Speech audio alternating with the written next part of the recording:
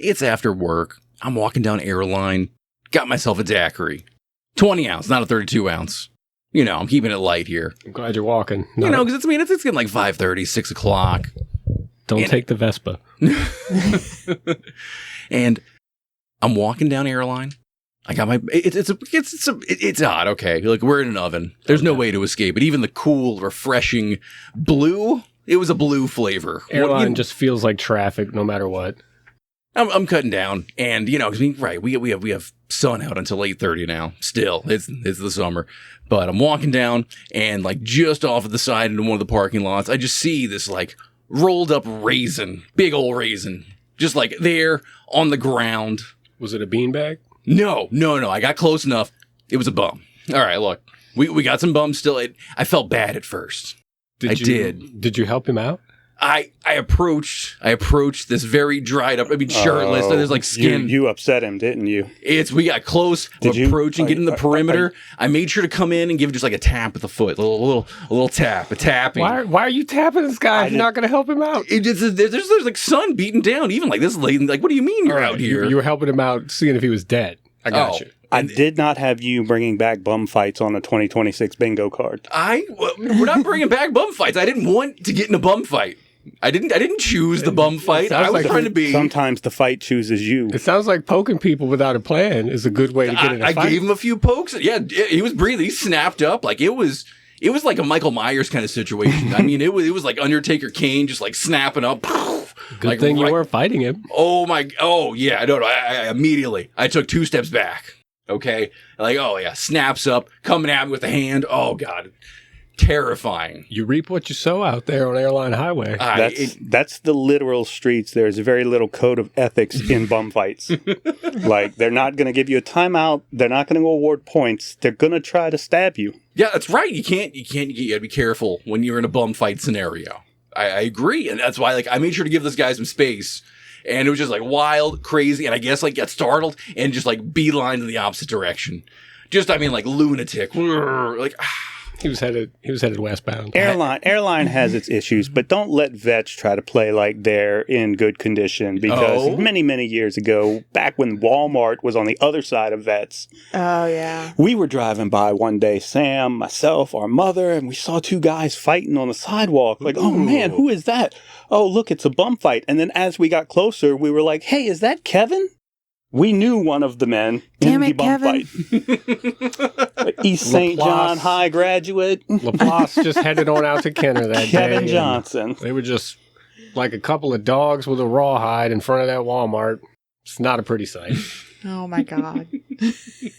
We didn't stop. We kept going. We had places to be. You didn't even want to check at least put out. You got to at least check it out. Well, they knew one of the guys, so look at the story later. From a distance, the light maybe? changed, and we were like, okay. We knew the guy very well. I'll leave it at that. Yeah. Schrodinger's bum fight. If we don't see the end, either he won or he lost, but we really don't care. Yeah. Okay, mind the boat. Mind the boat! Last time, we marveled at medicine, uncovered the curse of the Rougarou, and introduced you to some local underground bands. We are the Pirates on the Pontchartrain. I'm your host, Ross. I'm here with Sam. We have Travis in the crow's nest, and Val is in the booth. We're here to bring you stories, culture, and all of the banter from the boat launch. Come check out our booty.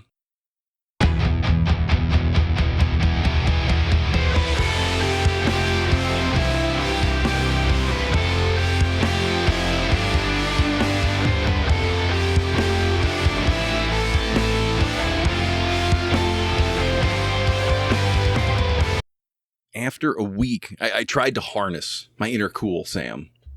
I really did. I thought, all right, I'm Dante. I'm walking through this inferno. I had a whole thing built up in my head. Did you say I'm not even supposed to be here today? That's funny. I went Devil May Cry in my head. Yeah, exactly. And I think I just want to give in.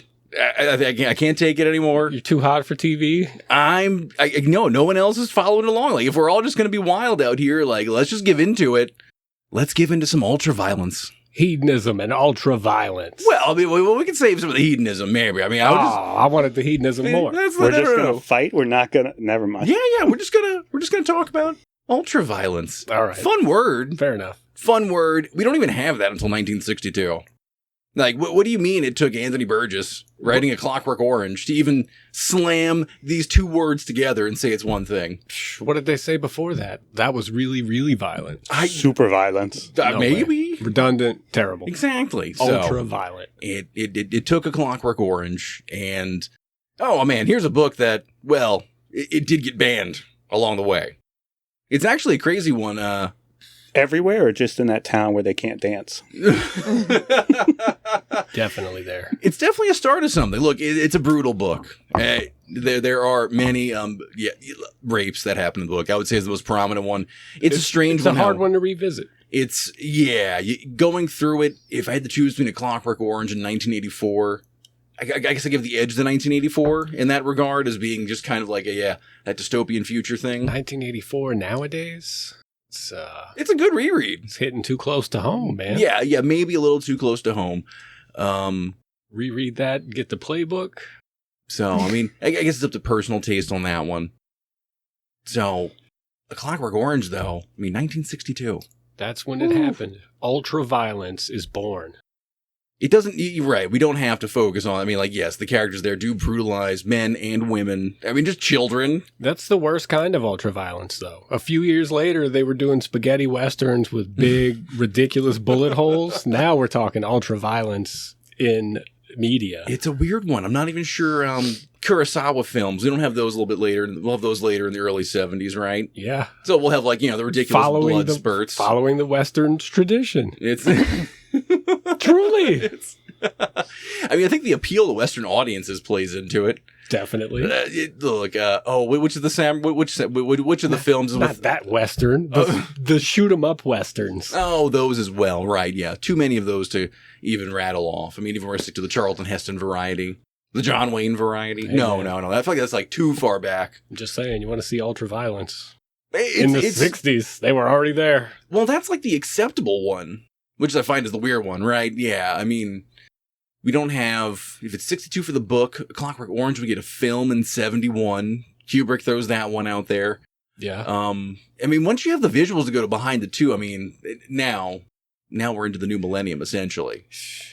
Think about the 70s when that movie came out and all the psychedelic drugs that were going around, and then the visuals themselves just without the influence. I'd like to wager that just having I'm blanking the main character's name. Alex. Yeah, Malcolm McDowell. Malcolm McDowell. Yeah. I remember Malcolm McDowell. But A young Malcolm McDowell. How could you forget he is the protagonist or the antagonist of Tank Girl? It's That's right, the guy from Tank Girl, Malcolm McDowell. Malcolm McDowell. Not Ice-T. We still the have other him, guy don't from we? Tank Girl. I think we still have Malcolm McDowell. Or no, we lost I think him. he is up there. I'm not sure. No, I think he's still there. Still there? Okay, that's good. Like him and Michael Caine. Or no, we lost Michael Caine. Anyway, I don't know. We're drifting too far. Point is, right, but the image of... We lost Michael Caine to ultra violence. It's a Batman. No, it's Malcolm McDowell playing Alex. But I think it's iconic, the imagery of him... 83 years old and still kicking. Him strapped to the chair during the Ludovico technique, right? Being blasted with imagery. I think just that little snippet is truly a lasting one. Yeah. Even, 50 years later, yeah. People still riffing it to this day. 1994, the original Street Fighter movie did it with Blanca. That's how they conditioned him from Charles Blanca into the beast that would fight Dalsim in Bison's Pit. It's definitely a concept that has been, reused and repurposed in stories. Winter Soldier. Yeah, exactly. Being brainwashed, maybe with some crazy chemicals made by the government.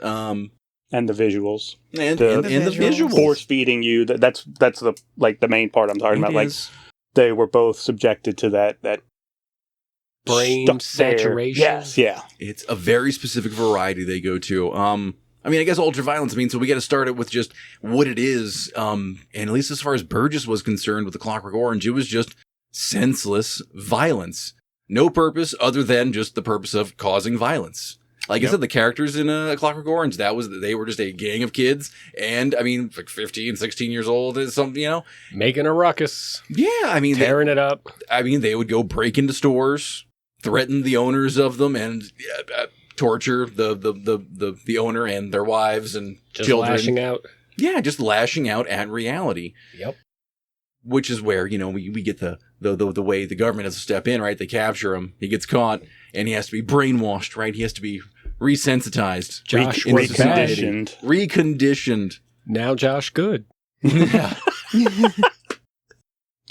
Oh man, I love it. Works every time. Yeah, what was it? They conditioned him like every time violence or sexual misconduct came around, he would like feel sick and like It was throw up. like a Pavlovian response to the conditioning that they gave him. Yeah. Precisely. And I'm mixing things up here, but it was also one of the interesting ones. I know it was, laid out in the book that, right, Alex was a fan of Beethoven's music. That was Yes. part of it. So in the conditioning, they're blasting with all these violent images coming at him, and they're inducing him to vomit. Mhm. And they're also playing Beethoven in the background. And that's Beethoven's one of those ones. pretty violent. Can be. Taking away what he loved At the same at time. the same time. That's ultra violent. That's Of a which is different fun sort. fact. That's the treatment too. That's like the cure. Like we're going to fix you and make you better by removing the one. Sure, he was already doing terrible. Was that worth it? They could have called it excessive violence, but ultra violence sounded better. The other way was a little too excessive. It was better. If we're to say like strictly Clockwork Orange, like they do dabble in their own fictional language there. Just like making up words.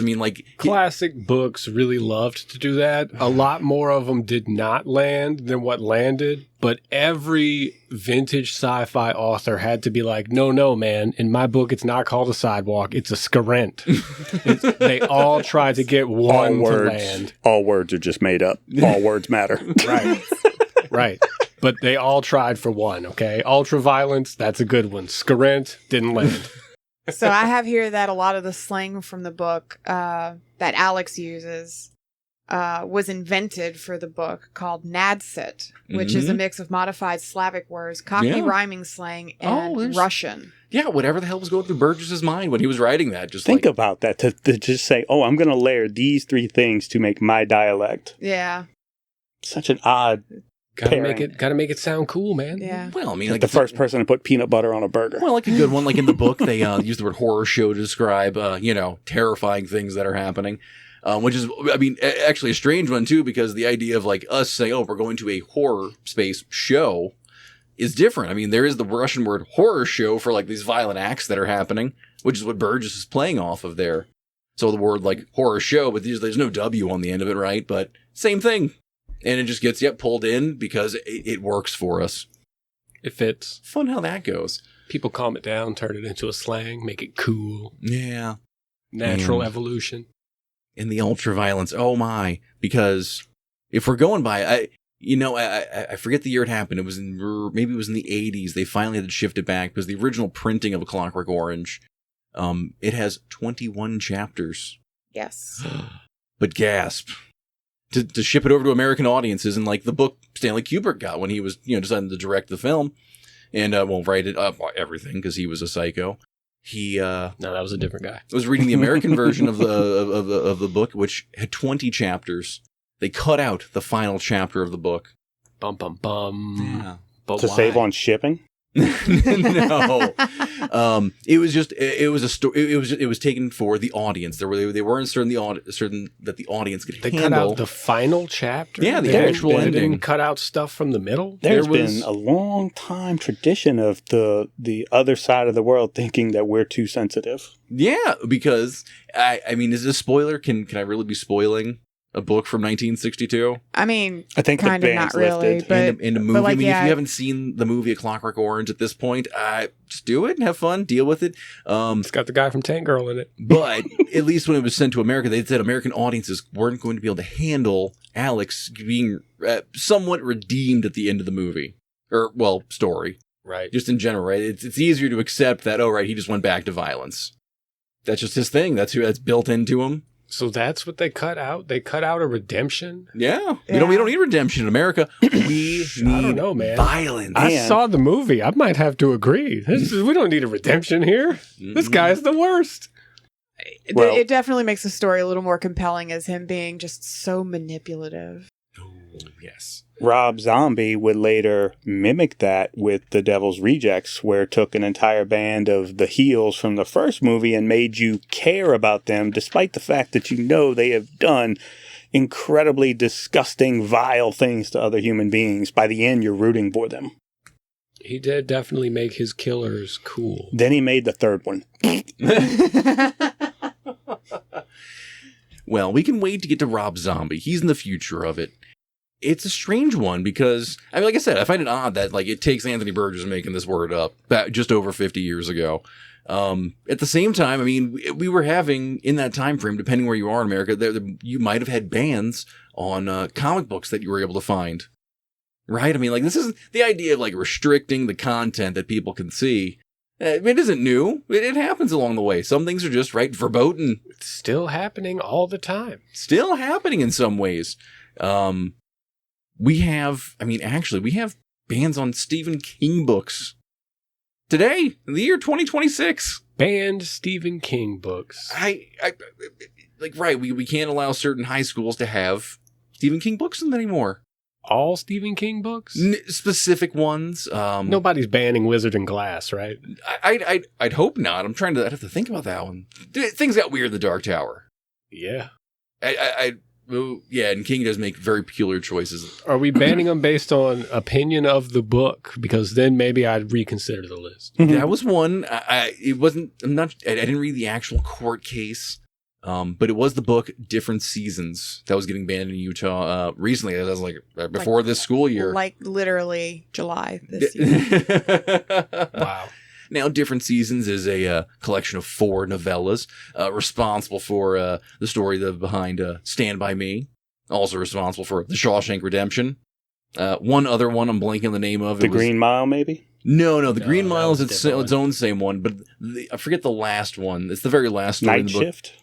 No, that's a book collection too. No, the problematic story in this collection is Apt Pupil. It's a school shooter story. I mean, kid meets a Nazi doing a research report and ends up interviewing an actual Nazi, and it gets trained over the course of interviewing this old man, and ends up giving in to becoming a school shooter. So, very hot topic. Especially given all that goes on in our country. Yeah, there's more, right? I mean, that's why they're a little bit terrified of it too. I mean, I've never read this particular story. How much glorification does Stephen King give us here? What kind of picture is he painting of this Nazi man? Oh, it's like shadows. I mean, there's the essence of evil is expressed, I would say. I mean, it's one of my favorite books by Stephen King. I'd say read Different Seasons. I have read Shawshank, but only Shawshank. Yeah, well, it's the first one of the book, I think. Fantastic one. So far, this list is making me glad that I don't live in Florida, because Florida has also banned The Shining, Pet Sematary, and It. Well, Florida Man is an entity unto itself, so you've got to put some regulations. It's like when you live in Oklahoma and they have to reduce the strength of the alcohol because, and this was told to us, that the population, which is heavily Native American, the more intoxicated they get, it's off the charts, not just your normal barroom brawls and bum fights and stuff like that. People trying to kill each other out by the river, bashing each other's heads in with rocks and doing weird shit by the fire. Yeah. Too much Modelo. Even censoring alcohol. Ultraviolence. How crazy is that? Because of ultraviolence potential. Yeah, just the potential of it, too. I mean, we come from there were actually bans on pinball machines, depending on the state you were in this country, in the 1950s, early 1960s, depending as the craze. For violent reasons? Yeah. Not because they had boobies on them? Because suddenly guys with leather jackets and slick black hair were So it wasn't the content, but it was the audience that it attracted. That can be a Those that can be a part kids of are it. getting rambunctious because of that pinball machine. Yeah, the pinball machine's really getting those gangs going. I mean, do you think the Who helped or hurt that with Pinball Wizard? I think I'm thinking of a different song. I don't remember who sings it, but it was that deaf, dumb, and blind kid. Yeah, that's this one. That's the one. That's Tommy. See, those guys were nothing but He's troublemakers. a pinball wizard, that's what he is. I think that's the words. Yeah. Or I just made that up. I think he Moon and I did that one. I think he's just making stuff up. Yeah, it's a Freestyle. it's a strange one to like just like kind of pull it all together too. Like we're afraid of this book inciting some violence in people. Ugh, I can definitely recall why it would be banned. Why Pet Cemetery? Violence? I have an ignorant. Well, there's Gage, it's death in Pet Cemetery. There is the child, yeah, maybe. The child and then the animal deaths, like children and animal deaths. It's a horror story. I get that, but still, animal and children deaths are things you don't really want to like. So don't read Pet Cemetery. Especially how the child died. Yeah, he gets hit by a truck. Right? But you ban the book. There's a million. Just reached out to like what's his name, Michael Hingle. Maybe, yeah. I don't know. For me, it always comes down to like, it's like the age. I don't know. I guess it's a peculiar one. I mean, by the time I was 13, geez, I was reading some wild shit. Yeah. Right? Because that's how it's supposed to be, right? I was also mature enough to be choosing what I was reading by that age. So, I mean, I guess there's just a weird time frame on that one we have with books. I mean, can we allow kids to read books? Do books have a rating system? We can allow kids to read whatever they are capable of reading. And we will not Any book is a child's them. book if the child can read. Yeah. Yeah, that's the great thing about books. There's no like real rating system. Yeah, you're supposed to do that yourself. Yeah, you just kind of get a few pages in and then go, oh, wait, yeah, that might be too much for me to handle. Or finish the whole book, close it gently, look, say, that wasn't for me, and move on with your life. Don't ban the book. I mean, like, when do we get rating systems like really like affect our stories? Never.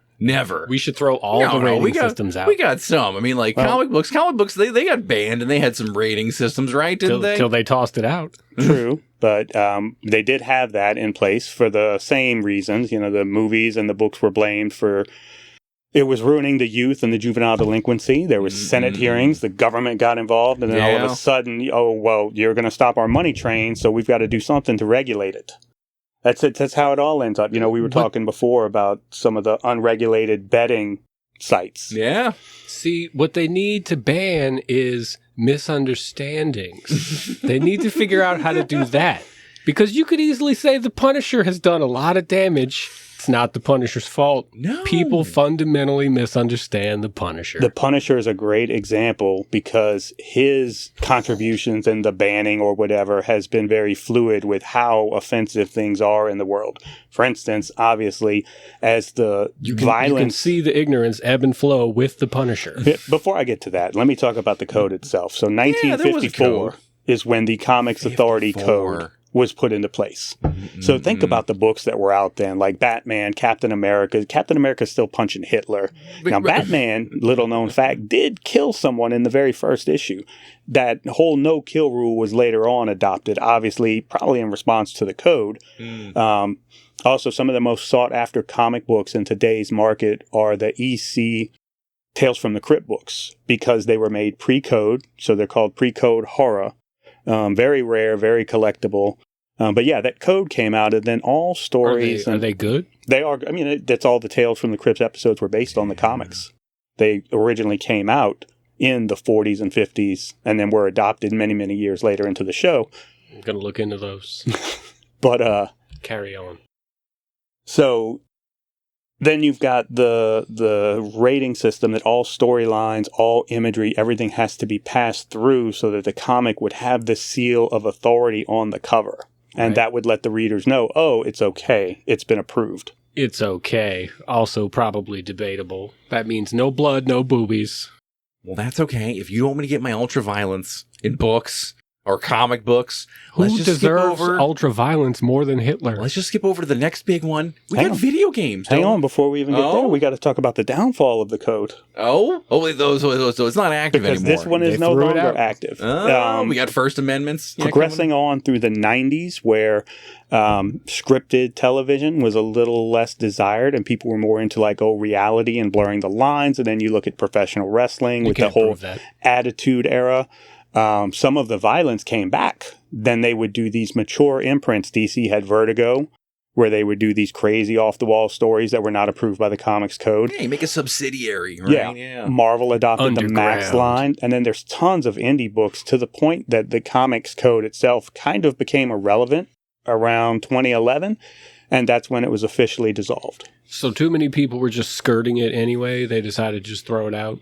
It was found to be obsolete, basically. So why continue with it? They were like, you know what? We're tired of these underground jabronis getting the money. Let's have Wolverine drop some F-bombs. They cut out the middleman. They removed the misunderstanding, and they just made what they wanted to make because it's all literature. Yeah. Just let them get away with it. Let the audiences decide.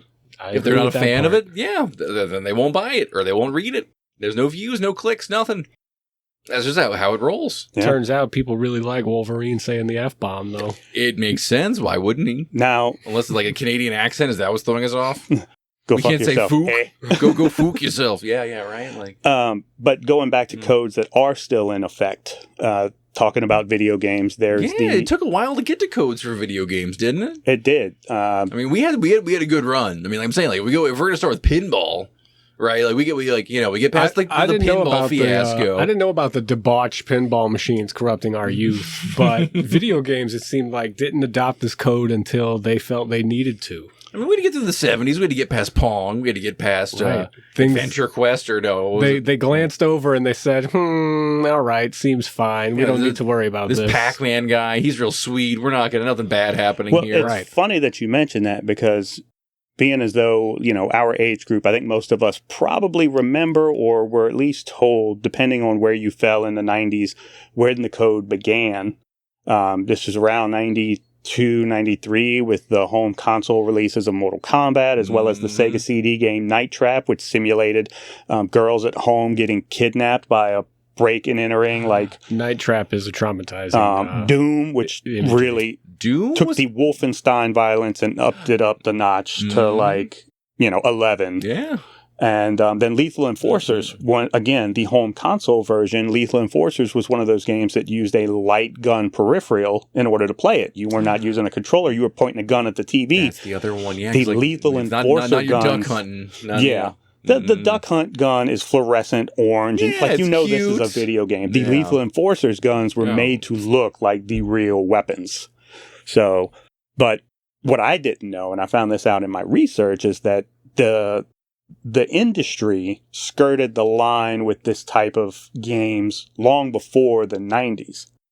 As far back as the 70s with a game called Death Race, which was in arcades, where you were in a race, but you ran over little gremlin characters, and then you had to avoid the tombstone they left behind. So even though the graphics were fairly crude, the noise and the concept that the crushing the gremlins, Too much. apparently it did weird people out. They were a little uncomfortable with it. Wild. Then on the Atari 2600 of all systems, I thought the most offensive thing they did was E.T., but apparently they had a few. There was a group called Mystique, coincidentally. It just sounds like the name of you've got Konami and Capcom, and here's Mystique. I wonder what kind of games they're making. Well, there's apparently 3 of them they're known for. Mysterious. One of them, the most notable one, and I think it's for the violence aspect, was Custer's Revenge. Because there is a video game that depicts rape. Shooting indigenous people. No, rape. Oh, wait, what? Whoa. Yes, rape of indigenous people. Oh, I thought we Yeah. had to wait for Grand Theft Auto for this. Nope. Or something. No? It's got a full victory celebration type scenario. So much to the point that Atari then tried to turn around and sue Mystique for making the games. However, due to E.T. and other factors, the video game crash of 1983, Mystique went out of business before they could pay the consequences. They did the classic, not if I go out of business first. Yes. We can't do a whole episode hating on E.T., the video game. The best thing I about played it, it. I've played worse. this is an actual quote. I And this felt is it was where- overblown. This is where I said it tied into what you said. When asked in 1987 about the suitability of a film-like rating system for video games, a representative of the Software Publishers Association said that adult computer software is nothing to worry about. It's not an issue that the government wants to spend any time with. This is right after they just had Dee Snider on trial for the lyrics of heavy metal music. Oh, of course. So Fantastic hearings. Go watch them if you can. Yeah, Dee One Snider. PR nightmare at a time. Dee Snider was amazing. Yeah. So then fast forward, Nintendo's way to get around it, and also to kind of control the They content had on fun their characters. systems. Well, they adopted the Nintendo seal of quality. Mm-hmm. So it wasn't a full-blown rating system, but it was a stamp on the box that said Nintendo approves this product. If you didn't have that seal, number one, it said you weren't vetted by Nintendo, and number two, it disqualified you from any sort of coverage in Nintendo Power, which in the 80s was, if you were in Nintendo How many Power... games did they actually release without the Nintendo seal of quality? I don't have the actual list. I don't think it was many. And that was also, Nintendo was protecting the technology. They had like a lockout chip on the cartridges. So then you... when do we skip to Mortal Kombat? That's what I was about to get to. Yeah, we're gonna. So I need Mortal Kombat. Like that is like where like I'm growing up, and that's like the big name on campus, right? Yeah. So think back As to the far as 70s. ultra-violence? Think back Oh to my the God, 70s fatalities. and 80s with arcade games. You got Centipede and Galaga and Pac-Man. Yeah. Then all of a sudden Street Fighter comes out, right? Or Street Fighter 2 rather, which was Yeah. a huge innovation over the original. But it's cartoony violence, We're still right? just punching and kicking, man. Then you've got Midway starts to adopt this technology where they're recording people and putting them into the games. They did it with WrestleMania, the arcade game, but again, it was very comical, over the top. Then comes Mortal Kombat. As the realism increased, people definitely took notice of these things So a lot harder. Mortal Kombat does have people doing extraordinary things, shooting fireballs, freezing people, sliding across the screen, transforming into others. But there was Getting double perfects. double flawless to try and beat Reptile. Exactly.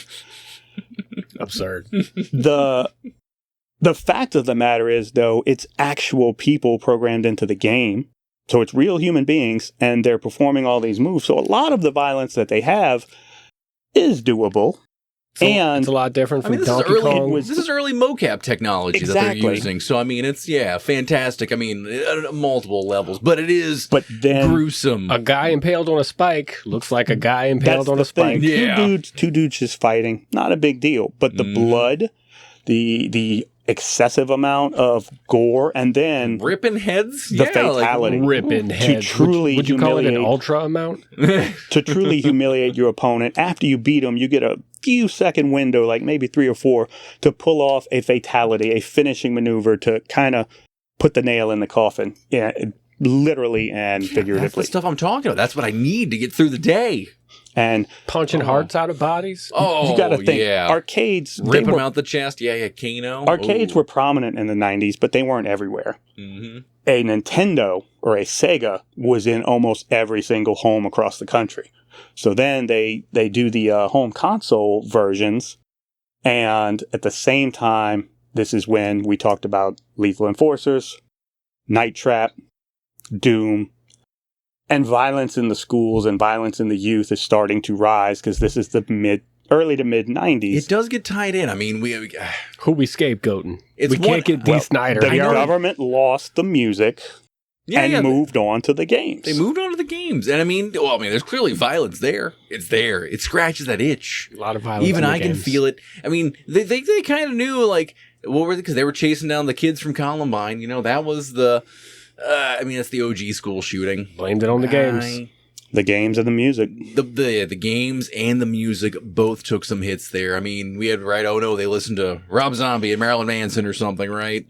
Can I share a funny story about that? It's quick. Yeah, sure. I don't know So- if that's possible, but give it a shot. I mean, maybe. I don't. Yeah, it's. Sam and I lived in a place that had a few just communal families, the and story's already made up. I never lived anywhere. the back area was this concrete like basketball court. Now, not even so much Sam, it was more me, was viewed as like a metalhead kid because I had very little to my name, but it was comic books and like a White Zombie shirt, Marilyn Manson, It was the Antichrist 90s. Superstar You CD. had to put people in archetypes. I had like 3 CDs. I had the Black Album. I had Astro Creep 2000 and I had Antichrist Superstar. Yeah, and then makes I was sense. molding my teenage identity behind these CDs. Yeah. But there was another kid there who liked similar music, but was a little bit less stable, if you will. However, incredibly artistically You talented. telling me he was a bad example?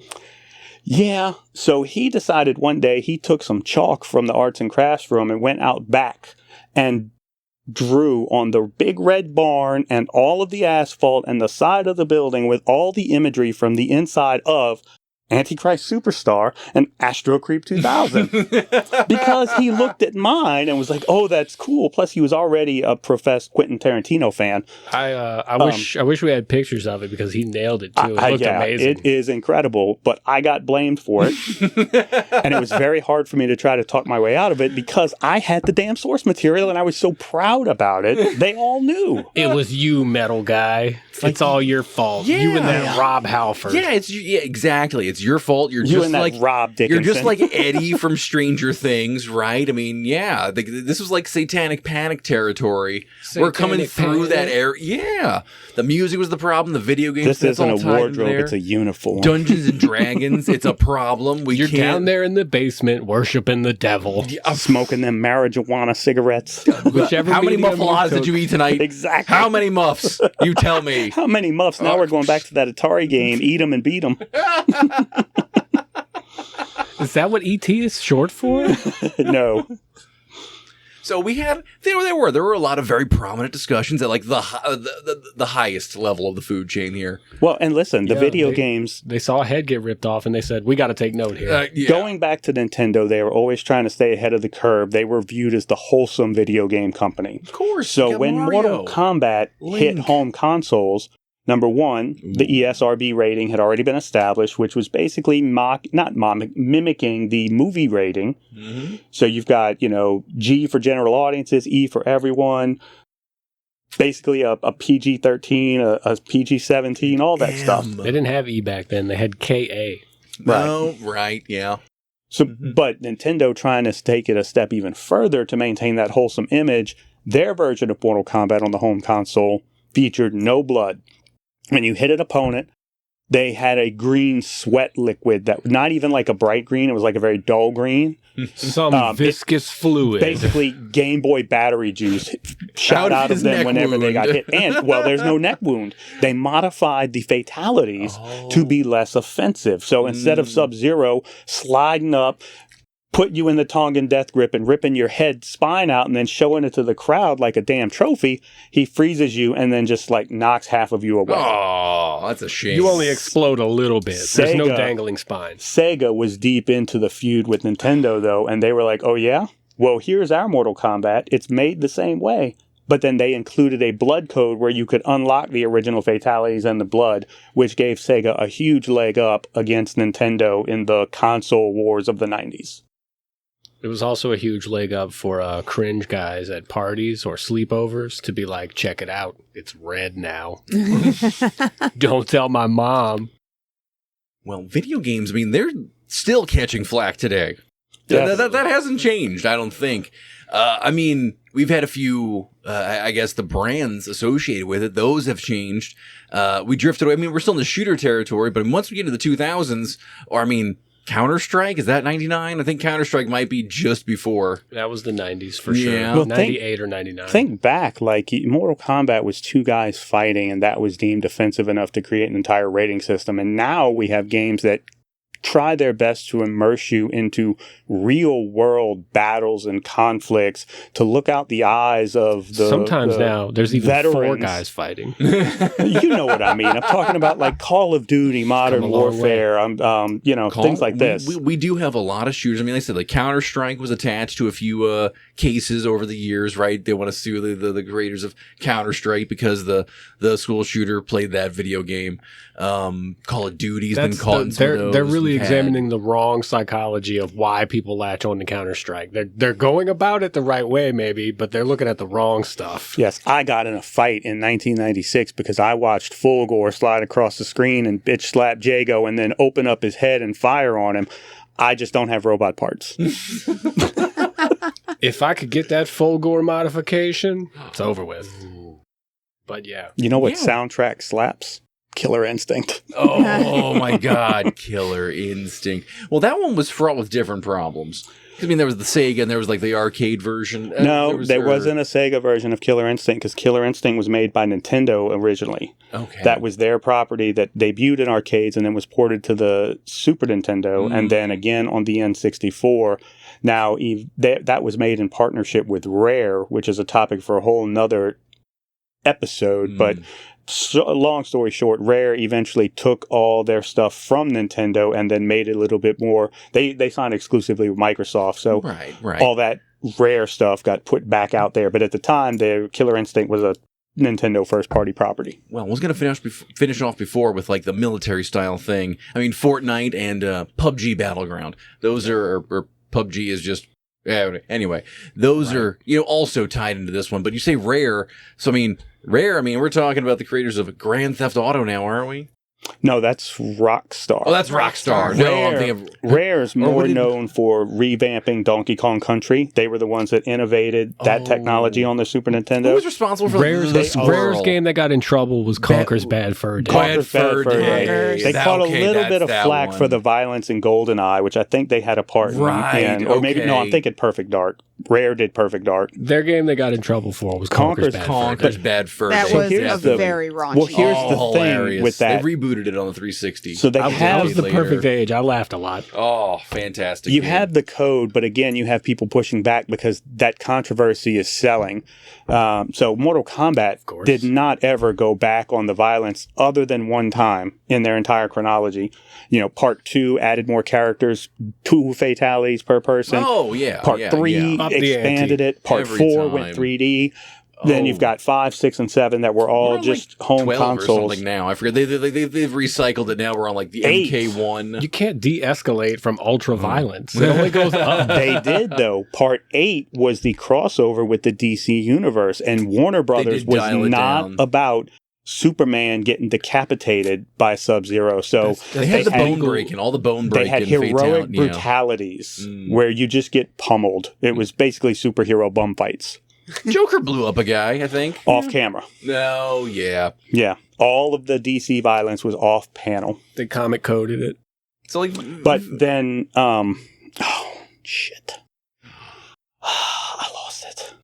It was with Mortal Kombat, and we were just, Rare, and Conker's Bad Fur Day Bad Fur Day was Rare and Nintendo's flipping the bird to the code. It's like a South Park thing, too. I mean, it's also like of that era. Yep. Right? The first boss I think you fight is the Great Mighty Pooh, which is literally a big pile of crap that sings to you.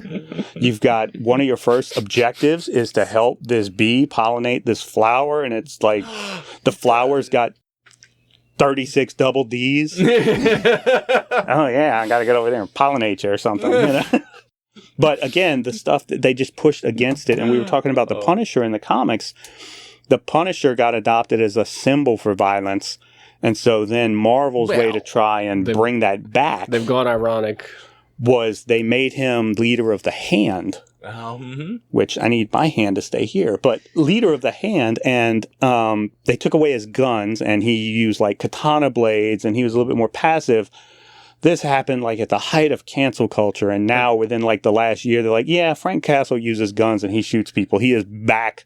They really tried to rein in stupidity via the Punisher. They did. They even changed the symbol because the symbol had become known for like that ultra-violent mindset. People are branding it on guns, putting it on the side of their trucks, tattoos, you name it. That symbol became that, but eventually they realized, hey, we don't need to change the symbol. We need to change the understanding. Like, some people are just not going to get it. It's the whole Starship Troopers debate.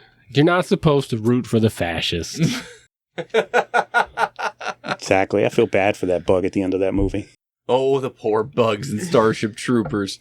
Yeah, it would be different, I guess, if there was like actual blood shooting out, not, the lava, whatever, green sludge. Right. Yeah. Viscous liquid. It could be anything. It's definitely not blood. It's not blood. It's not the blood of Christ by any means. It could be anything else, though. Well, it's good. I still need to get out there and get some video games done because, I need to get my dose of violence. Sure. So I'll find it there. The hard part with some of these video games is these people who can create their own video games are indie video games. We have, which are PC, most of the time are want. like really cool, really interesting. Sometimes they get picked up and remade by so and so, but some of these games that some people come up with, you're wondering, why did you think this was in any way a good idea? Because you can. Definitely some algorithm stuff at that level, but just disturbing in a different way.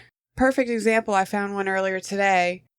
somebody created a game where you play an individual who is in one of the Twin Towers on 9/11 when the plane hits. What is your objective? Well, Good luck. I'm assuming. To live? I'm assuming is somehow you're a person who survives, and you gotta like make it out or something. I didn't get into detail because I don't want to associate with that too much. It's true. I mean, But definitely gonna I do screw know up your the one. algorithm. The one complaint is going to be that, like, oh, well, that's going to give people PTSD. Like, yes, it was a tragic thing, but like, if you know the subject matter, maybe just That's really don't more. play it. That's just a symptom of things moving at lightning speed now, you know? Yeah. It's been 25 years. It's time to put it into fiction now. It's who even remembers that? No one was alive then. Yeah, like, it makes me surprised that there's not 9/11 movies out yet. Right. It used to just take longer. That's now they're right, like, isn't it? we got to crank them out. Like the Sully. well, it was like That there pilot was landed some the fire plane in the department. Hudson, and like 2 years later, Tom Hanks Yeah. is making the movie. They did If it's a happy story, it's lightning speed. They Yeah. did have it as a storyline in CSI New York. I thought there was a Yeah. fire department movie or something. NYPD. I thought there was. It might be, That's but a just video media game, culture a moving video quickly. game doing it is kind of But there's a movie now, or not a movie, it's a TV show, maybe on Hulu called Hacks. And it's about not an familiar. No. older comedian lady and trying to revitalize her career. And she just got in the second or third season she's in. She's one of the old designing women. The blonde one. I can't think of her name. She's playing a comedian. She's playing a comedian who's I got you. peaked and fallen off and is now trying to make a comeback. And she just got booked at Madison Square Garden, but they had to beg and petition. The only date available was September 11th. Oh my So god. it's still being talked about in pop culture now as, Still okay, it's still been the enough crux to of where things. yeah. it's, to your point, now we can use it in fiction. People are going to be as offended, right? Or maybe just enough to where they'll still talk about it and get you clicks and ratings. To be fair, the people or person that made that game, I would be willing to put money, were not born when it happened. Mm-hmm. Probably. Oh yeah, we're well past. It's just it might as well be the Civil War to See, them. when, You know? Yeah. when you talked about games and putting themselves in it, I was thinking like just bad quality games, not offensive ones. I played one Oh, yeah. recently where it's supposed to be Castlevania-like, but they've got Bela Lugosi's likeness in it. Oh, that's delightful. No, I mean, it is that's- crap. Okay, it is like a dumbed-down version of Castlevania, and then when you get to the castle, you can tell that this is a Kickstarter game because there's pictures of dudes and chicks that look like me that are in there. Like, oh, you paid a You're just Kickstarter getting thing. you're just getting genre slops. You just gotta watch what you buy and play. Going back to the history one, I did see that there was another one listed, JFK Reloaded, where you play Lee Harvey Oswald. I'm like, Good Lord. why? See, it might as well be dinosaurs to them. Yeah. it's oh my god. It's just a thing they heard about one time. But like, so yeah, they Oh. read about it and they're like, oh yeah, what if you could be that guy? I'm like, you can play the Battle of Waterloo in a video game. What's the difference? I mean, look, I want to preface that, of course, we are all very pro mental health here Yeah, as part of the Pirates. But I'm amateur at best. early Photoshop, there was one called like Shotgun Hero, and it was just Nirvana Oh. songs. It was that sort of Oh my like God. crude humor. That's just early internet cringe right there. There's a Yeah. lot. Before we yeah. called it cringe. yeah. E-Bombs world. Oh, the nightmare of E-Bomb's world. A lot of us we began our stories there. It didn't. We it's did. Oh, the origin story of our desensitization. Too cringe or not too cringe. Right. Yeah, How I mean, did you embrace it or not embrace it? just to tie it back myself to Mortal Kombat, like to your point you said earlier, Ross, there is 12 versions. Mortal Kombat 1 is the most recent, and the graphics are on the next level.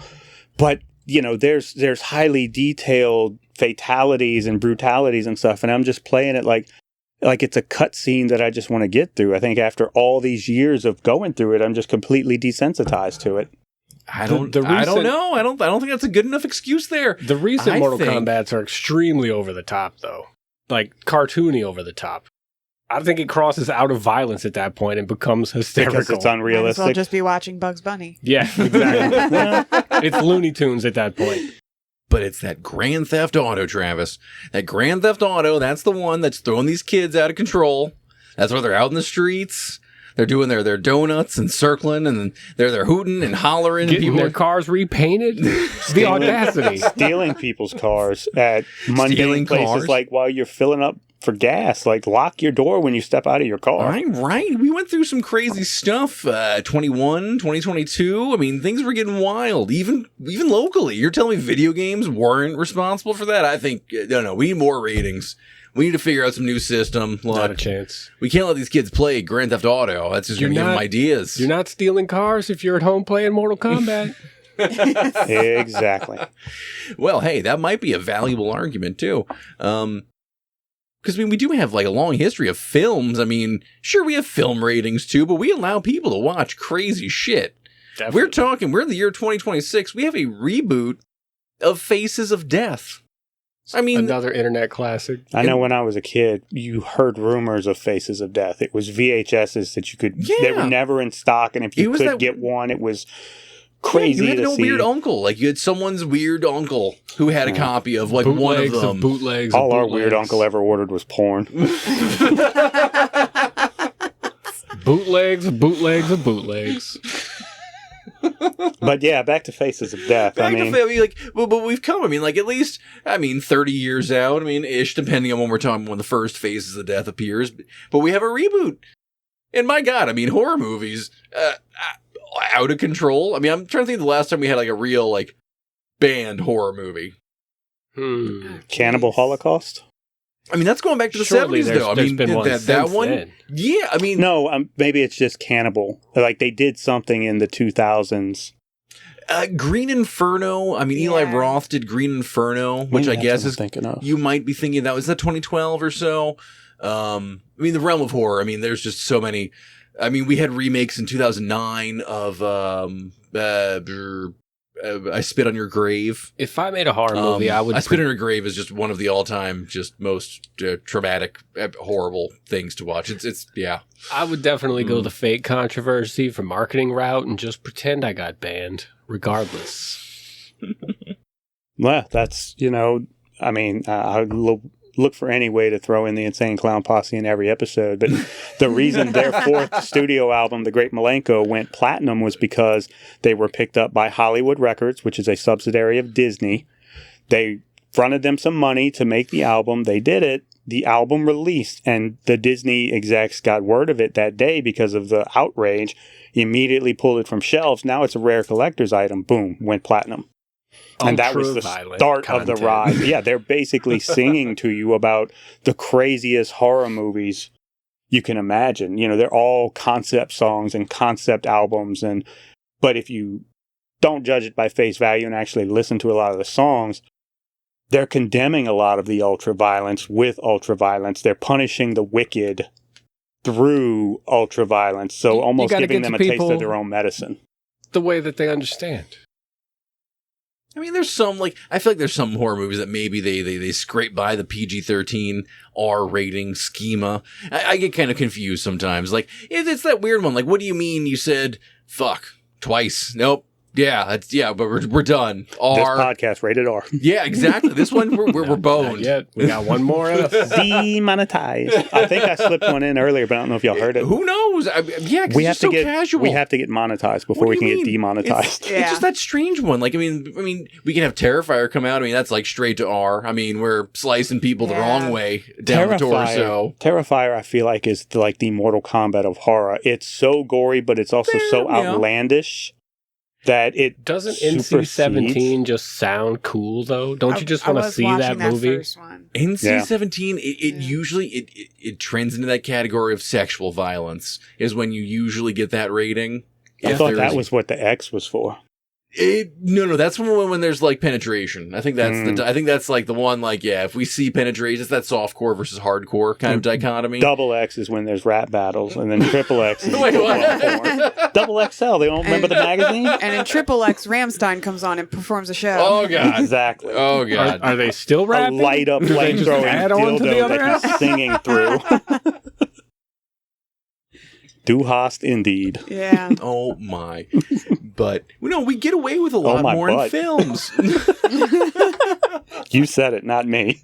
I think movies, it goes the same way. They draw the line at boobies. Violence, they're way more lenient. It's that one. I can watch, if Saving Private Ryan, there's a good 90s flick. The first 15 minutes of that movie, I think everyone should watch. Watch the whole movie, but brutality. Now that is what I would call ultraviolence. That is not right. comical, not over the, None. definitely over the top, but the terrifying. Oh, absolutely. I mean, just haunting. I mean, it's a horrifying moment in that film. And that's how you started out, too. You're here, the boat's open. Good luck. Yep. Run at it. And that was exactly their plan, too. We're getting visceral. Yeah. Which is weird to say, like, suddenly, okay, that's fine. I mean, is that the Saving Private Ryan was PG-13? Presented in a historical context. Okay, but if for some reason, if one of those French chicks had, like, flashed a boobie at Tom Hanks and say, well, boom, R rating. Totally different movie. Now you got Full Metal Jacket. Nope, yeah. That might have, maybe that one should have had an R rating for, I mean, That was another the finale. Kubrick. That was another Kubrick, wasn't it? Tying into where we started with A Clockwork Orange. He talked about crazy stuff. We Different can't, themes. We can't go down the Kubrick conspiracy hole on this episode. Different That themes. was in Eyes for Wide Shut. Yeah, exactly. Yeah, right. A different episode. But yeah, no, he had no problem restricting. I mean, like in something that I mean, Tarantino picked up on this too. Many elements that Tarantino picked up on that were just absurd too. But I mean, these things kind of flow out literally. I think the craziest thing about all of these rating systems, whether it's books, movies, comics, music, the censorship happens at the axis of offense and cash flow. No, yeah. How offensive is it versus how much money do we stand to make, and how can we get our stuff out there? And that kind of seems to be where the line of censorship and these ratings ends up, because it allows these entities to still release what they're releasing and still make money off of it. They just have to tell you up front, hey, this might freak you out. See, the problem is money. Money's the root of all evil. And that's why Saw has gotten so much better, because nobody likes Saw. But they keep making enough that they can keep making movies. I'm not going to say People will nobody. go I mean, see it. we're like at 10 movies now. I tell people like that Saw. I love the Saw franchise, and they look at me like I'm crazy. People Or The they've first not two, heard like, I'll it. give you the first two. People but, like, love maybe the to third go one. see Saw movies. Even if they don't buy them and watch them again at home, going to see the Saw movies is the big thing. We're for at them. the point in the life cycle where it's about to come back. So something happens, then it blows up, and then people push against it, and then it keeps going. To your point, they're still making them. Yep. They're one hit scene or provocative storyline away from being back on top. You hear that? We're about to have a seesaw.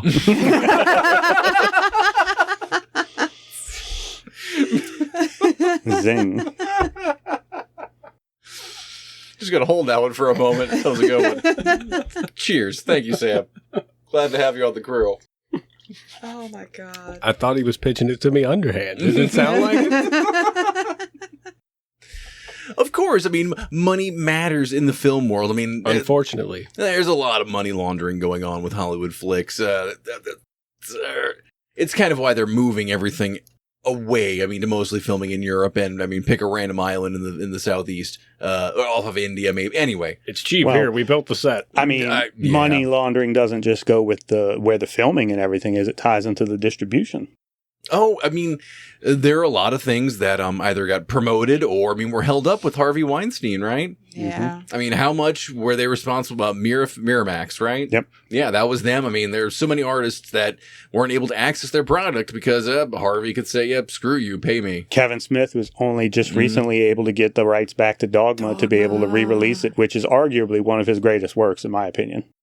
But again, that take of tongue-in-cheek humor with the religion, it goes back to that Preacher comic that I love. Like that's just in my wheelhouse. Dogma caught a lot of bands along the way, too. Never mind. I'll tell you later. It's not important. One of the funniest protests of Dogma was Kevin Smith was out there himself, and he was still relatively unknown to the point that he's just there on the news protesting his own movie. So someone said that earlier, like, just do the protest to make the money. They even interviewed him Yeah, on the they did. news. They did. And said, you look like a lot like Kevin Smith. Oh, yeah, I get that all the time, but no. Nobody knows skinny Kevin He Smith. just didn't know. At the time, he just didn't have the backwards hat on. He just had his hair out, which up until that point, if you'd seen him on film, he had the long hair. So Yeah. it's like Clark Kent with the glasses and Superman. It works. He was even wearing the green jacket, too. Right. It works. Yeah. Lance Hunt wears glasses. Captain Amazing doesn't. Yeah. He wouldn't be able to see. You just think if you're going to go by the name Blue Raja, you'd incorporate some blue into your costume. True. Very true. Come on, you got one more in you. You know you want to do it. So we got all these things. I love it. I love that I can watch anything that I want. There are very few barriers to it now, too. You are censoring yourself with your own brain. You're parenting yourself. Good job. Right. Unless, no, I feel like I'm Do you call yourself daddy? no. Pirates After Dark. That'll be definitely a Pirates After Dark segment. That's Patreon. See us on Patreon. POTP OnlyFans. POTPOF. I'm going to go trademark that tomorrow. But I feel good. Like, I feel good getting we're never going to get the sponsorship from them, but I mean, HBO, or is it Max? No, it's HBO Max. HBO Max. Still HBO Max. Currently on, like, House of the Dragon. Still living in that Game of Thrones world there. Maybe back into the books. Books that weren't banned. We never banned Game of Thrones, did we? Not yet. Give them a couple years. Because it made so much money. They're so big. People aren't reading it. They're afraid of a 900-page book, I guess, is what happens. I don't know, man. If people are dipping in, that's what they're reading, right? They can't all read Outlander. If you're dipping a toe in fantasy, that's the one at the moment. But that's oh my, I mean, and like, House of the Dragon, I mean, they're living up to it again in season 3, I gotta give it to them. Coming back to the classic stuff, I mean, like, how many times can we have a dude threaten a woman by, like, standing up and being naked? So that's the thing that I hate about those shows is that it's pretty threatening. They are formulaic in the fact that at one point, sometime during the show, there's a quota of either ass and tits that need to be filled. So whether it ties to the story or not, it's going to get in there. Right. I mean, in HBO, people though. Like it. It's an algorithm thing. I mean, I know they say you got to be, 21, but it's the same internet thing, right? I mean, streaming services, are they holding us back? I'm not a robot. Yeah, right? That's all you got to do. Streaming services seem impossible to follow, really, as far as censorship goes. You know, at least TV, it was pretty consistent as far as you're not going to see such and such on TV. No. Well, yeah, because they would play it after a certain time. Right. These streaming companies just pick and choose with banning episodes and dropping episodes, disappearing stuff. That's what I was going to say. It's like killing me. You will watch a show and then 3 days later you'll go back to rewatch it and something's already different. And it's like they're gaslighting you through censorship. Mm-hmm. Sometimes I have to look up why episodes were banned or taken away. And sometimes it makes a little sense, but sometimes it just seems, well, I mean, pick any episode of a show that is questionable. Or no, they depict Muhammad. Right? It's an insult to the Islamic religion to have a depiction of Muhammad. I mean, that is, South Park episodes. I mean, you can't watch a South Park episode because of The Simpsons as well, right? We have the Michael Jackson episode of The Simpsons. That one's banned too? It's gone. Oh, which my God. they will still play Lisa, It's Your Birthday on the radio, though. That's what, I'm going to watch that episode and I'm just going to go apeshit. That's what's going to happen, right? Yep. Can't watch that. You can still find it, but not officially. Well, yeah, because if I find it, I'm just going to let loose, and who knows? Then you're not going to stop me. All right. He might play Mortal Kombat for the rest of the night. Kool-Aid Man through the wall over here. Yeah, we're just going crazy. Even the Great Mouse has been hit by censorship. Oh, we had rumors come around that our new leader might be putting Song of the South on Disney Plus. Oh my God! Wow. And I know there is no way that's going to happen. But why? What is the platform? Funny stuff. The descriptions they have to use for some of these shows.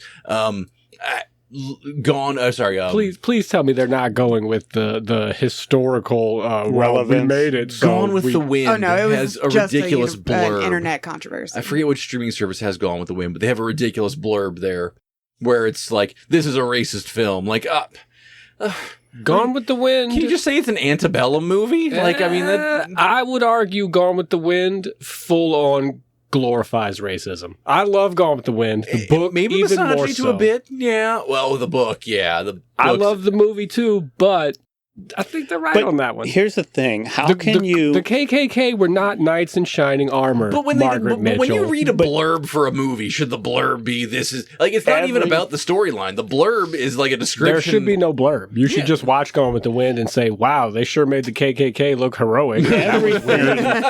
Everything is about perspective, though. Like, at what point can your art not simulate the perspective of someone who did find it that way. When it makes the youth go wild, man. That's what happens. You know, censorship the happened in kids wrestling. get on there, they're going out of control. We can't have that. Censorship happened in wrestling a few times. Yeah, of you know, course. obviously Only when a real few. world, Well, that's why we got pay-per-view events, when right? real You world gotta- events like Too the hot for TV. accidental, Yeah.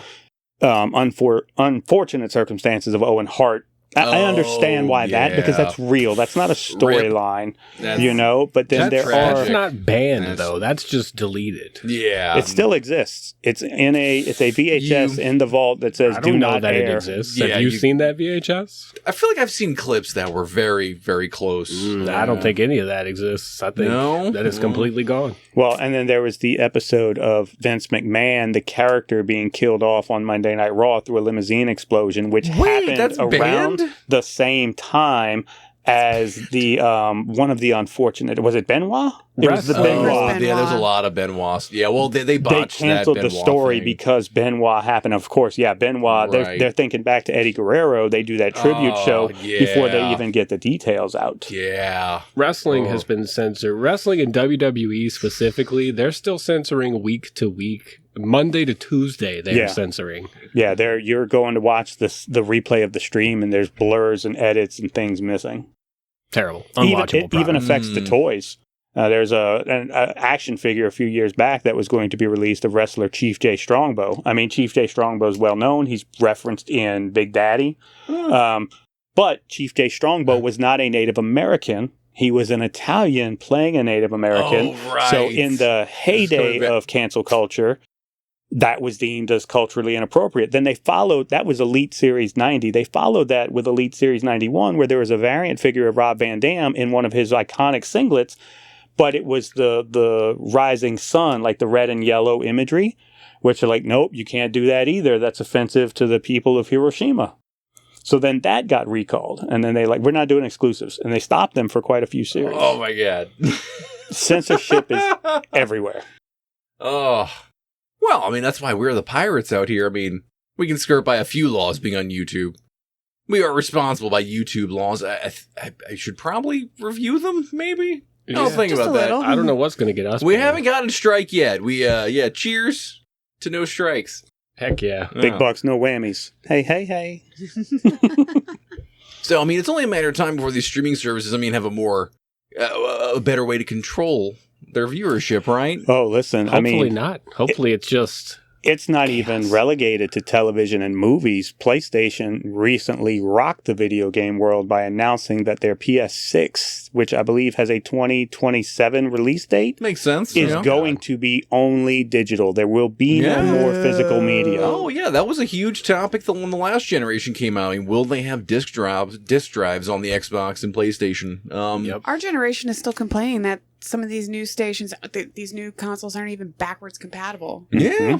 Mm-hmm. definitely not getting bang for your buck. As Yeah, far it's a as curious that one to me. goes. I feel like Steam's been popular for well over a decade now. I feel like I Yeah. can recall, over a decade ago, people being like, hey, come hang out, dude, check out my Steam library. It was a weird thing. We wouldn't play video games. We'd just hang out and get high, and they'd like show me You mean eat muffaladas? yeah, we'd eat a bunch of muffaladas. Steam was And definitely then- helped usher in the backlog culture where, people want to buy and collect and show off how many games they have that they aren't playing. It's a weird flex. I just recently, today, actually got in the mail a brand new Marvel game called Cosmic Invasion, and I've got the Ooh. physical PS5 disc. There we go. And I shared it with one of my friends, one of my good lifelong childhood friends, and he immediately was like, oh, look, I can download it on Steam and I can play it with you. So we're two sides of the coin. I'm the one with the physical media, and he's the one with the Steam library that he's told me about that I haven't seen him play yet. Physical media, it's going away. I mean, 2026, we marked off the beginning of this year. We are like, it's not officially 0% of movies being released at stores, but the Blu-ray market, the what's the word I'm looking for on this one too? The distribution, Well, no, just Of the physical media. compact discs, Blu-rays. It's not at full 0% production, but we're winding down. very much so. It is tragic to me Here's to the think thing, like though. going Here's to the thing. any store, just to think like there used to be like 5, 6, 8, depending on the store, aisles of just CDs, DVDs, It VHSs, is- and it's gone. It is incredibly tragic. It is ceasing, okay? But The aftermarket is not going anywhere. If anything, this might help the aftermarket explode in a good way for a while. Also, you can't be mad that it's ending, all right? You have to be happy that it happened. Look at the light at the end of the tunnel. If you're collecting DVDs, there's an end point now. Yeah. We have it marked off, so I mean... Yeah, I was going to say that... lost it again. It happens. Damn it. Personally, for me, it's the video games. You know, I'm also bummed. I'm a huge physical game supporter. But again, I see this as, it is very sad, but also light at the end of the tunnel. I'm going to get them all now. People struggle with change management, however. That's what I was going to say. And so we're at a juncture where we have generations like us who grew through the entire physical media era into the streaming. We saw the boom. And so there is a lot of them that are still clinging to that more so. To his point about the aftermarket, things are popping up. I know there's one that routinely shows up on the North Shore. I think it might be near the Tchefuncte Brewery, if not in the Tchefuncte Brewery, a dead media market where it's a pop-up, almost like a little pop-up Comic-Con thing like that I usually do, but centered around compact discs, VHSs, DVDs, Blu-rays, clinging to that. Is it this weekend we're having RetroCon? RetroCon is going on right now in Gonzales. Currently. That started out in Homa and started in a gym. And is now in the Lamar Dixon Expo Center. I know the guy that's running it, and it's been growing steadily. Yeah. No, and we're going to keep having that happening. I mean, they just released a new Nintendo 64 peripheral that plays the original hardware, but with current specs. And then you can do some things to have the scaling on the graphics. Basically, instead of having to emulate the software, you can play the actual games direct. Hell yeah. They give you a lot of options now, which are all very different, and there is no clear winner. It's kind of a mess. It still kind of holds it back, though. I mean, the average person isn't going to have access to it. I'm not sure. It's definitely stuff for how much do they want it? It's that weird. I don't know. It's that weird one. I think if we're going to see two revitalized markets in a weird way, the vinyl market, how that's become quite a collector's thing too. You've got that, and DJ culture has helped that. Yeah, DJ culture's helped that over the years. A lot of the vinyls is the Steam library of music, though. They don't look at listen all these to them. records. I'm guilty of that. They collect them. They show them off. I don't open them, and I put them in a picture frame and put them on the wall. Strange. Hey, I have bought vinyls with the intent to play them. It is not my fault that a big part of that is the promise of supporting the artist, though, right? That's trying to skirt paying the venues. Yes. And whatever taxes, then the Live Nation taxes, right? That's when you buy the vinyl, it's a collectible. It's a collector's item. It is a cool collectible. The vinyl I view like this. If I get a rare edition of something, because that collector in me, I don't want to open it. But then if I can get the same version, like the same content, but on a less expensive, less special version, like less limited, then I'll get that and I'll open that. You know, case in point, someone bought me a turntable as a Christmas gift while we had the toy store, and I started trying to scratch Metallica CD or Metallica vinyl. You should open all of them. And if you don't want to open them, don't buy them. Well, some of them are wall art. And then what else too? I mean, we've seen we have the death of the mass market paperback books in 2026 as well. The biggest one for me with the personal light at the end of the tunnel, end in sight, but also what a knife in the heart. And I guess turning around on that, we're also seeing a boom in the custom collectible editions of books too. Physical books are definitely a niche market at this point, and you got to make it very fancy to get average Joe book buyer. Oh, you got to have gilded pages.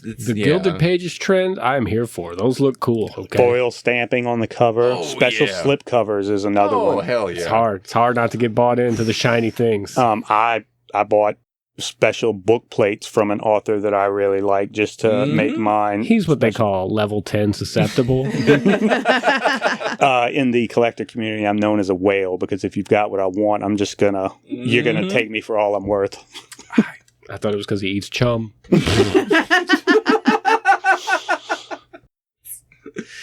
Guess I had it wrong. But I will say this about the aftermarket. What's going to suck is when you think about once it is all digital, they're going to control the pricing. So you can find a game now at a GameStop that was originally $70 and now it's $35, or maybe even at a pawn shop for $20. That goes both ways. But online, you're still paying $70. That goes both ways, but less options is really bad. Yeah, we're not responsible at Pirates in the Pod Stream for how you spend your money, but I guess to tidy it up, I mean, look, things are coming. Things are changing. And, yeah, if you want to get maybe some of these games while they're still physical. While you still can, before they brick you out of all the ones you already bought. We do have GameStops of the world. I know, out here in Metairie, Go For Games, they have a collection of secondhand games. Spawn Point out in Kenner, I know they're still selling some games too. If you have access to the weird. consoles, Game Trader, no Game Traders, right? That's gone. Oh yeah, no, think so we're sad. Game Trader's gone. Yeah, dead. Cease and desist. Yeah. Oh. if you have the access to the original hardware and the original software, it is a different experience than playing it through any emulation or through any re-release. They are all very different. There's still merit to those original versions, even if they're quote-unquote inferior. So we have many ways we can still get our ultraviolence. We can get it on, can't we? You can find it. If Yeah, you're you can looking. find it It's out there. And you shouldn't really stop yourself. Look, we have good news. I mean, we had a bad stretch there for a couple of years, but I mean, after 2022, I mean, we see a good trend. And actually, we got a good report card back around New Orleans. I mean, violent crime as a whole, down 70%. 70. Wow. Right. I mean, That's look, incredible. and Good. I know enough people want to call them out. No, they're fudging the numbers. But I mean, it's been cut in half. Even if that's only 50% is legit, that's amazing. And even to say, even the spike we saw, post-COVID, I mean, that spike, I mean, it was bad, but it wasn't even as bad as the 90s. Oh, maybe people recovered a shred of their manners post-COVID. Thank God for those rating systems. The ESRB wasn't- saved us. No, it wasn't the rating systems didn't save us. No. See, that's the thing. Violence keeps trending down. We can have more violent stuff. Yes, we can. You know why? Because maybe for some people, exploring it in the healthy medium of watching it on TV helps them not want to do it in real life. Yeah. It helps you with the urges, right? Imagine that. Maybe you get it out of your system. Look, some people just need to admit that it is in their system, okay? And you need to find a way to get it out. Kickboxing. Yeah. Exactly. You got to get it out Get a a hobby. healthy way. Live like, what'd you say before? Control your mania? Yeah. Harness your mania. Harness your mania, regulate it. Harness your mania. Yeah, you definitely got to be on top of that one. Don't kill people. Watch as many Toxic Avenger movies as you want. I'll come with you. When are you watching them? I mean, look, this is where you get to very high level thinking, but there's, energy Yeah, around Toxic Avenger. I said that. Oh, yeah, exactly. There's energy around all of us. There's energy in everything. And if you just build and take in and take in and take in, it's got to come out somehow. Yeah. Right? You've got to release that stress. You've got to release that pent up energy, that aggression. But that's where living vicariously through these video games or through these movies or getting a good book helps regulate that. That's true. I went through a breakup once, and Sam and I created ourselves and that chick in our wrestling game and put her through a few tables. I never had to do it in real life. He needed a tag partner. Dudley death drop through a table. Thank you, no mercy. No harm came to anyone in real life. Well, we're recording here over on It's August 1st right now. So August 1st. maybe you don't want to play video games up the coming week. Things are starting to get spicy again. I mean, I'm going to say largely coming up on August 8th, we got a lot of dueling. I mean, you're going to have some options out there available to yourself Places if you want to go. let loose and get it out of your system. People to see. But along the way, August 4th, we have an event over at Gnarly Barley. They have a crafts and drafts event. I mean, it's a Tuesday night. I mean, you're probably listening to this Tuesday morning. I mean, this is your chance. I mean, if you're on the North Shore, hop over to Hammond. Go Crafts to and Gnarly drafts. Barley. Crafts Boats and and drafts hoes. is going down. Or maybe if you're hanging around New Orleans, maybe you go to Siberia on the 4th, and they have Tommy Effling with Lila George performing. I mean, catch a rock show. I listened to one track. That's about all I got. It was rock. Maybe it kind of rolled. It was nice. It was pleasant. It was upbeat music. Rock and roll all night and part of every day. Yeah, part of every You day. can still go check it out and try to get your ultraviolence out. Just maybe nobody will want to play along with you. If you do, please reference our previous episode and pit etiquette. The 5th, we got a few things. I mean, it's a little more casual going on. Don't forget about, your local bars. I mean, they're all doing something interesting. They've got a trivia night. Maybe they've got a karaoke night, or maybe the case of a Twist of Lime on August 5th, which is every Wednesday now, they're having open jam nights. Just go jam. Go out there, bring your instrument. Can you play? they'll Turn have up some and jam. Yeah, exactly. I mean, whatever. I mean, Bring your guitar too. yeah. No, that's what the intent is too. I mean, like, make a jam band that night. Find someone out there, perhaps in Metairie. Make a connection. Make a connection. Make a chutney. Wait, chum? No. The 6th, well, we do have fun. We have comedy out at Holland Wolf on August 6th. Their comedy gumbo event is running again. Oh, really? Yeah, no. This one's been popping off for quite some time now. Yeah. They Man, keep running a comedy gumbo, and if you suck, they throw tomatoes at you. No, do they? I don't know. Maybe But you go don't there. want tomatoes in your gumbo. No, we're not throwing fetid vegetables Don't waste your tomatoes, guys. at the comedy gumbo event. Just heckle like a normal person. Oh, it's okay to do it in a parade, but not at a comedy show? We get to the 7th, things are spicing up more. We have Southport Hall. They're having their New Orleans block party experience. I'm blanking the names. It's like Too Hot. No, not Too Hot Crew. Hot Boy Slim. No, what's his name? Oh, my God. Hot Boy. No, I forgot it already. Oh, my God. We got to give it, but there's a New Orleans block party experience. They had some. There's a rapper there. Who knows which one? Not this guy. Reputable. Yeah, I blanked on it. Sorry. Man, we saw Juvenile there once, and they arrested him as he left the stage. Oh. Just Why another not? anecdote. I love Southport. It's Maybe. probably my favorite venue in the area. Maybe if you don't want a block party experience, maybe head over to Gasa Gasa on the 7th. You can see Caleb Tokarska and Izzy Chase lay down some of their new music. More of like, we're bringing you some rock, some good vibes coming along. Sure. I mean, Can't Gasa be heavy all Gasa, the time. given the location, I mean, it's not college season at the time. But I mean, you do tend to see a younger crowd coming out that direction. But, hey, look, even if you're older, go there. Trick people. Tell them you're a producer of your own music label. The shows I've been to there, it's always been a bar show vibe. It's a mix. It's a nice one. Nice little venue. That's Friday night. Saturday's where it's really at. August 8th. Gotta be a pretty exciting night, isn't it? No, am I the only one looking forward to this one too? What do we got? Let us know. We got enough. I mean, like, maybe if you want to spend the day out somewhere, go to the Pontchartrain Center on the 8th and the 9th as well. NOLA Comic Con is going down. Get on in there and see what's what. They're gonna have panels. They're gonna have people there. Do we know who's gonna be stopping by at the Pontchartrain Center? This guy. No, probably another does. one. Hey, we're gonna hit the underwriters of the show real love hard it. tonight. I love the Pontchartrain Center. It's worth checking out anything there. It's a great space. It is. It's been working for so long. Please keep up. Delightful. Keep it clean, all right? Be nice to the Pontchartrain Center. Or maybe you're not down here on the South Shore. Maybe you're on the North Shore. Chifuncta Brewery on the 8th. They're going to have Dr. Green and the Funk Machine playing a whole set out there in their tap room. More jamming. Jam it out No on the 8th. doubt. Oh, yeah, we're going to keep jamming because, I mean, you might still have some time. Oh, during the day. I should have said it's a day event, too. Tipitina's. They have their tie-dye social happening August 8th from 11 a.m. to 3 p.m. Fully the daytime. Are Bit we of- making tie-dye? Yeah. Oh, sweet. Bring your shirt, dip it in. Yeah. Hang out with people that like the tie-dye. Doesn't have to be Grateful Dead. Grateful Dead encouraged. Yes. I'll be wearing tie-dye myself, just not locally. I'll be in Boston trying to fit in with the Dudley boys. There we go. Speedo. Yeah, Tie-dye bring your Speedo. tie-dye Speedo. You can also wear a tie-dye Speedo. Oh, maybe not. I don't know. But maybe on the 8th, if you're heading downtown, go to the House of Blues. They're going to have a Billy versus Elton show going on. Billy Joel versus Elton John. Wow. Oh, my God. Dueling music. pianos. Yeah, exactly. I immediately pictured Daffy Duck. It's Piano Man versus Rocket Man. It's basically Coyote versus Roadrunner. Speaking of ultraviolence, Sponsored by Acme. The 8th, and it also brings us, there's more music available. Maybe you want to hit up Holy Diver.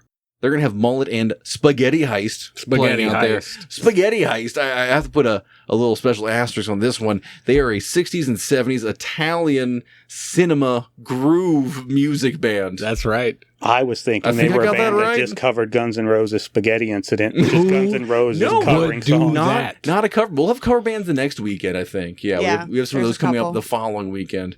But yeah, Holy Diver putting together another entertaining series of shows. Go see them.